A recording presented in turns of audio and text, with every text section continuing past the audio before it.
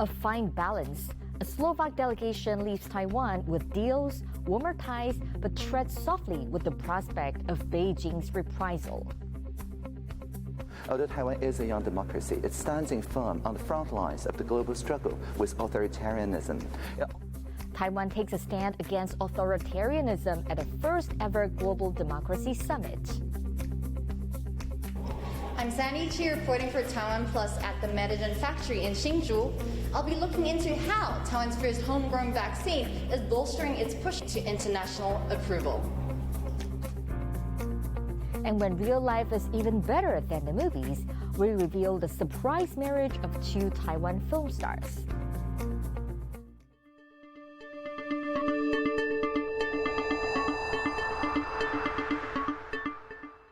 A warm welcome to TaiwanPlus News. I'm Betty Chen.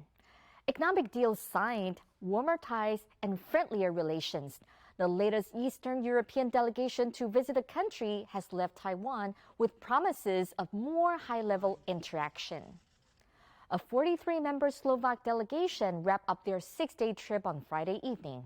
The group, led by the country's Deputy Economic Minister, signed 9 MOUs in sectors including smart cities, trade, and tourism.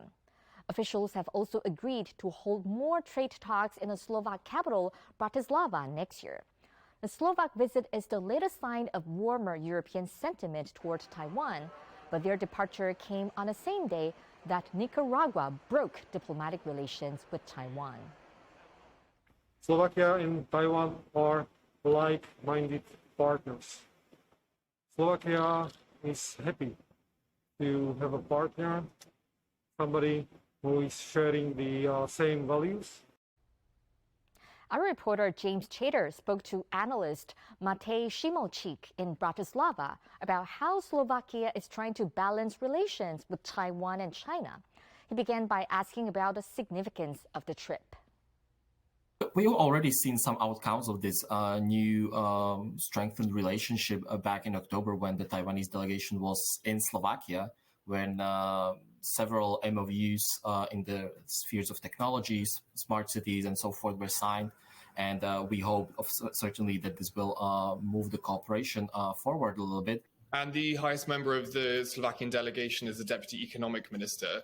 I wonder if you could speak a little bit about how this delegation to Taiwan has been received by higher officials in the Slovakian government. Over the last year and a half, we have actually seen quite a big change in Slovak policy towards both Taiwan and China. Last year in February, we had a general election, and since March, a new government came to power. So obviously, we see that the government as such has quite a positive outlook on developing relations with Taiwan. However, it must be said also that at the same time, the government does not wish to damage the relations with China significantly. So what we see is a sort of unique approach of the government towards both countries compared to, for example, the Czech or Lithuanian approach, which is a little bit more wary of making big, grandiose statements and is focusing rather on pragmatic cooperation on the ground. And this week, we've seen Chinese retaliation against Lithuania for developing closer ties with Taiwan, which has included stemming some Lithuanian exports into the Chinese market.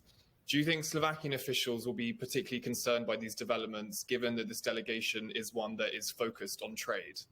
We have already seen some sort of pushback from China on the interaction with Taiwan and on the delegations that were happening back and forth. However, the reaction of China is less stronger compared to the one that Lithuania is facing, for example.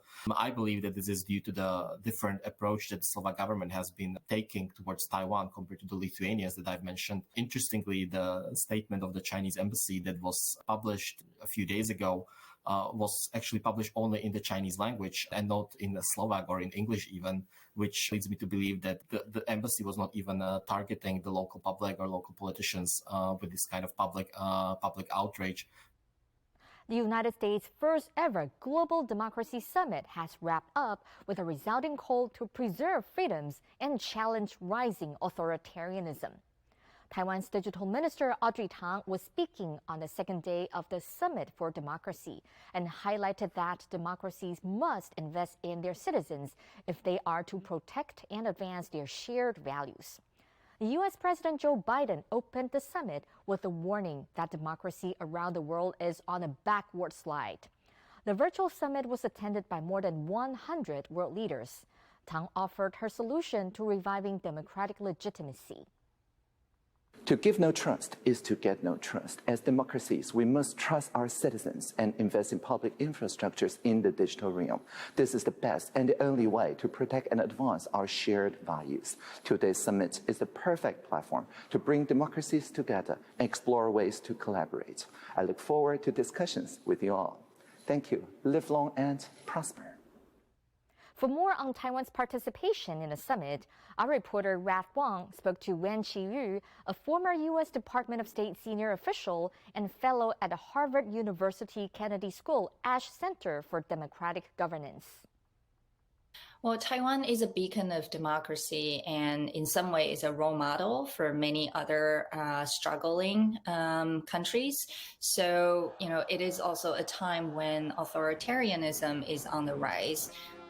President Biden promised to host this summit for democracy when he was doing the presidential campaign. So in some way, it is a way to unite democracies around the world. It's also a way to ensure that the U.S. will continue to lead in the world in terms of important values like human rights and democracy. From a U.S. perspective, what kind of contribution is the U.S. looking for from Taiwan? Well, I think Taiwan's story is so significant and so compelling on the global stage. So first of all, Taiwan's own democratic movement, for the last few decades and how it's come to today's, political system, led by a female president. I think there are many, many good stories to be shared and learned. And the way it's been fighting COVID over the last 2 years or so, using, different digital tools. Taiwan confirmed its first case of the Omicron variant. According to the Central Epidemic Command Center, a Taiwanese woman who returned from Eswatini this week tested positive for the COVID-19 variant. Scientists around the world are trying to find out more about Omicron, which was first detected in South Africa at the end of last month. Researchers are still finding out how transmissible it is, although its symptoms are believed to be milder than the other variants. Health authorities in many parts of the world are still recommending a third booster shot to protect against variants. Taiwan announced on Friday that COVID-19 booster shots will be available to anyone who received their second vaccine dose at least 5 months ago. Taiwan's homegrown vaccine has completed the latest phase of its medical trials, pushing it closer to international acceptance. The vaccine was rolled out for public use in August, but as Sandy Chi reports, along with fighting variants, Medigen is also battling skepticism and questions about a lack of data. Even before Taiwan's biggest outbreak earlier this year, there was one company which had already been preparing for the pandemic. Medigen started developing its answer to the virus in February 2020. As the country struggled to get supplies from abroad over the summer, Medigen was racing to get through trials. Due to the extremely low incident rate in Taiwan, it is almost impossible that we can carry a so-called traditional phase 3 trial. However, FDA by Taiwan FDA designed a pathway to the EUA for local vaccines. The rollout of the vaccine was a boost for Taiwan, with President Tsai Ing-wen getting the first shot in August, putting her weight behind the locally produced vaccine. Medigen received emergency authorization in Taiwan in July, but there have been concerns here and abroad that the push-out was rushed. Some of the loudest detractors of the vaccine's rollout were from the opposition Kuomintang party. They questioned its safety along with its price tag of $28 per dose. We believe that the current vaccine had gained Taiwan's own EUA too fast, not up to the common understanding of the normal procedures of internationally recognized vaccines. Point number two is that the data that been released had been limited. It was not made available for all public review, especially to the opposition party. Alexander Huang is the Director of International Affairs of the Kuomintang Party. He told TaiwanPlus he felt more discussion was needed. The approval of EUA was not out of a consultation with all parties in the parliament. So it makes the opposition believe that the government has either hide something from the opposition or it was too rushed to the level that people would doubt about the scientific quality of that decision. Medicine scientists say part of the vaccine has been developed in collaboration with the National Institute of Health in the United States. In October, Medicine received good news. The vaccine was chosen to participate in the WHO's Solidarity Trial Vaccines platform, putting it firmly on the path to international approval. New Zealand and Indonesia have accepted Medicine for inbound travelers, while Australia has set the wheels in motion for the Taiwan vaccine's approval. But despite its growing international profile, at home it has yet to gain wider acceptance. To date, according to the government statistics, less than 10% of fully vaccinated people chose Medicine. And polling from the non-profit Taiwanese Public Opinion Foundation has shown only around 44% of the public trust the vaccine. So this is why Medicine should got approval to let other countries to say this vaccine is okay. So people got Medicine, they can travel around the world. So this is why to get the international approval is very important for Medicine.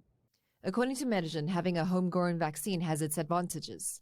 I think it's important to have a local vaccination program plus a vaccination facilities because, as you know, there are so many variants. Every month you see the new variant. So when you have a local vaccine possibility or vaccine facility or ability, you can provide a much better flexibility to solve this so-called variants problem. And with the emergence of the latest variant, Omicron, Medicine has kick-started a gene sequence evaluation to produce a version of the vaccine to target it. So if our vaccine being recognized, I think wherever or whoever need our vaccine or even technology, we are more than happy to help. In 2020, while most of the world was battling the pandemic, Taiwan gained a reputation as a COVID-19 success story. With donations of protective equipment and by sharing its expertise, Taiwan managed to foster ties with many countries around the world. Medicine is hoping its vaccine will continue to spread goodwill. As Naya Zhou, James Raynor, and Sandy Chi for TaiwanPlus. In what's become a real-life fairy tale, two top Taiwanese stars have tied the knot. Tiffany Ann Hsu and Roy Cho have kept their blooming romance under wraps while filming this year's Taiwanese hit movie, Man in Love. And as Ken reports, they're hoping for a very different ending from the film, where their romance is rumored to have started. And it's official. Taiwanese stars Tiffany Ann Hsu and Roy Cho have tied the knot. The union was made public in an unexpected announcement on Instagram. Hsu posted images of the couple wearing their wedding bands, captioned, "I once said that if I had good news, I'll share it with everyone. The good news is we are married." The post came with the same photo of Hsu hugging her groom, showing off her bling. It was rumored that the pair started dating when they starred opposite each other in the 2021 hit movie Man in Love. The movie is a remake of a 2014 South Korean film of the same name. While on set, the pair never made their relationship status publicly known. In the movie, Roy Cho's character chases his love interest until she finally falls for him.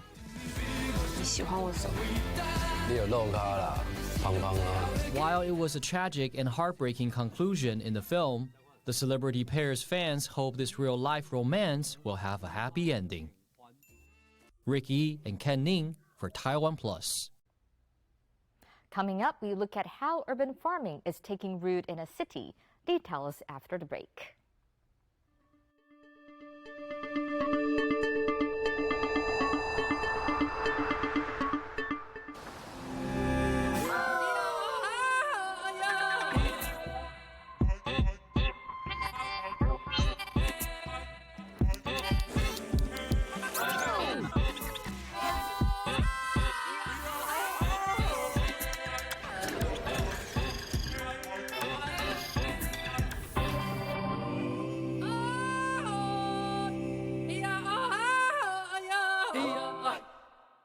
Thank you for watching Taiwan Plus. For more great news from Taiwan and around the world, download the app Taiwan Plus.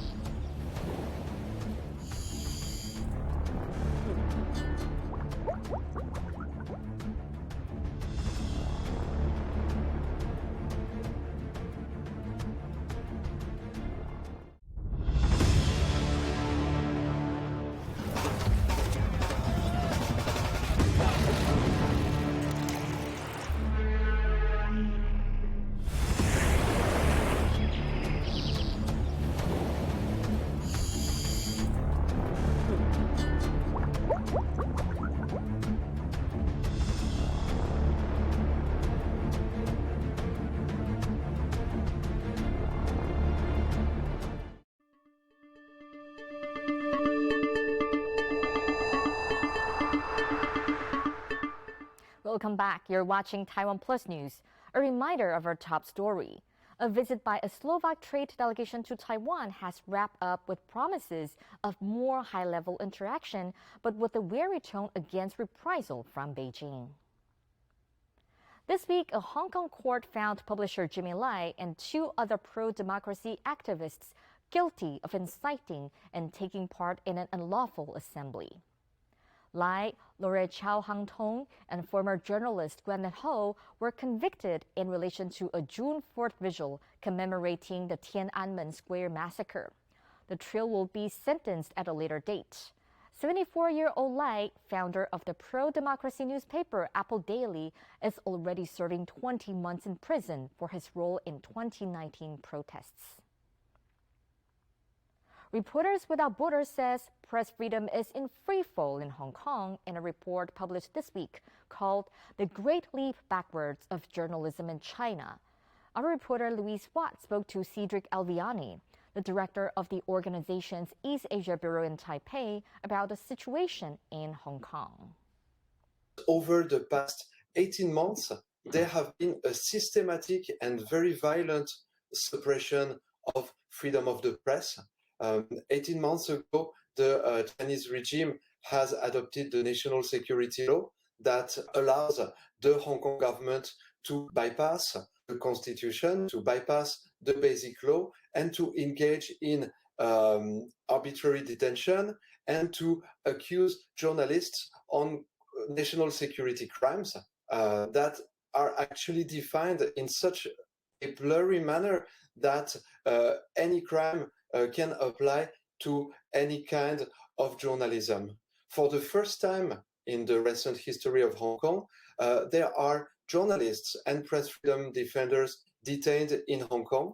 We have 10 currently, and only 12 persons are being accused of national security crimes, including Jimmy Lai, the founder of Apple Daily, a media that was recently dismantled by the Hong Kong government. How is the Chinese government increasingly trying to control information outside its borders? The attitude of the Chinese ambassadors is very emblematic. They systematically attack every journalist or political commentator whose opinion is different from what they would like to see. Our report is illustrated on the cover by the work of a very famous Chinese dissident artist named Badiou Cao. And this artist actually had last month an exhibition in a small Italian town, Brescia, and the city government of this town received actually a lot of pressure from the Chinese embassy for this exhibition to be cancelled. And it is not acceptable that a cartoonist would receive so much pressure for a small exhibition. This is something happening everywhere in the world. Everywhere the Chinese ambassadors are applying pressure on journalists. Since the Taipei government launched a Garden City program 6 years ago, more than 700 urban farming sites have sprouted across the city. Rick Glauber reports on how urban farming is taking root in the capital. In Taiwan, urban farming is flourishing. Across the capital, Taipei, residents are coming together to grow vegetables, fruits, herbs, and spices on small patches of land. These green spaces transform the local environment and increase biodiversity, but they also generate a greater sense of community and improve the lives of local residents, who often find themselves with a new hobby and a slice of nature at their doorstep. 这些植物呢，可以有很多的疗愈，来这边就很舒服、很快乐。以前的邻居都不认识，但是自从有了这168块的农地，大家会到这边来，一起在这边种菜、聊聊菜经，彼此分享这样子。 At the Happy Farm in Taipei's Songshan district, locals have been growing produce for nearly 10 years on unused land that was once homes for retired military personnel. Here, residents come and go to their individual plots of land to tend crops, chat, and share gardening techniques with their neighbours. It's a rare chance for people to come to a place and discuss a common interest or common affair. This is a key element to get people together and to get to know each other and to have some conversation. These include small gardens inside hospitals and schools, rooftop vegetable plots, and so-called happy gardens like the one in Songshan. The program encourages local communities to set up farms on currently unused public lands. In terms of environmental functions, comparing to paved ground, of course, this kind of lands can absorb the stormwater, and also there can have more multi-functions for the wildlife and also to reduce the heat in theory. Meanwhile, in New Taipei City's Yonghe district, residents are employing permaculture techniques. They are arranging edible plants to form a naturally flourishing ecosystem to make the most out of unused pieces of land. With permaculture, we have this idea where things find the right place, and people the same way. You know, if you get a happy community, it's going to be certain people have certain skills, and you just need to find the way to put them in the right place together. Without assigned beds or patches, community members work together to design a sustainable edible forest and then collectively tend to it. We use the space, you can grow food, you can grow medicinal plants, you can just, what we call it, do horticultural therapy. I mean, there's a lot of other very much more nuanced things that you can do. And this is really maximizing a space for many, many functions. 照顾人，照顾地球，分享多余。我觉得那个是一个我们希望这个世界更好的一个理念。 But these government programs to encourage farming on temporarily unused land often inevitably lead to local residents being evicted from their new community spacing. Although the Songshan neighbours have been tending to their plots of land for nearly a decade, their garden will be torn down later this year to make way for a government housing project. From the very beginning, they were told these lands will be temporarily available for them to cultivate. These lands belong to the Ministry of Defense, and they have a right to claim it back at any time if they want the land. Urban farming may be essential to overcoming some of the greatest challenges of modern times, such as how to reduce waste and energy consumption while battling climate change. At its core, the essence of urban farming is to reduce food miles, reuse and recycle water and other resources, reduce waste, and educate the community on environmental issues and how to respect nature. I think that do it now because it's easier if you do it by choice rather than being forced eventually. So, you know, get used to it because I think it's going to be a forced thing eventually because you can't just go on the way we are right now. It's just not going to work. So it'll work, either we'll run out of water or we'll have energy issues or we'll have some other disaster that happens. Then you'll find yourself in a forced. Environmental issues is going to become such a huge thing eventually, yeah, if we're going to survive it all. It could well be that living closer to nature within the city is indeed the only way to ward off the catastrophic effects of climate change, and that Taipei's urban farms are just the beginning of a green city revolution. Rick Lowett and Chen Huanran for TaiwanPlus. And here's the story of a mother capybara's escape to take her two youngsters on a picnic in Taipei Zoo.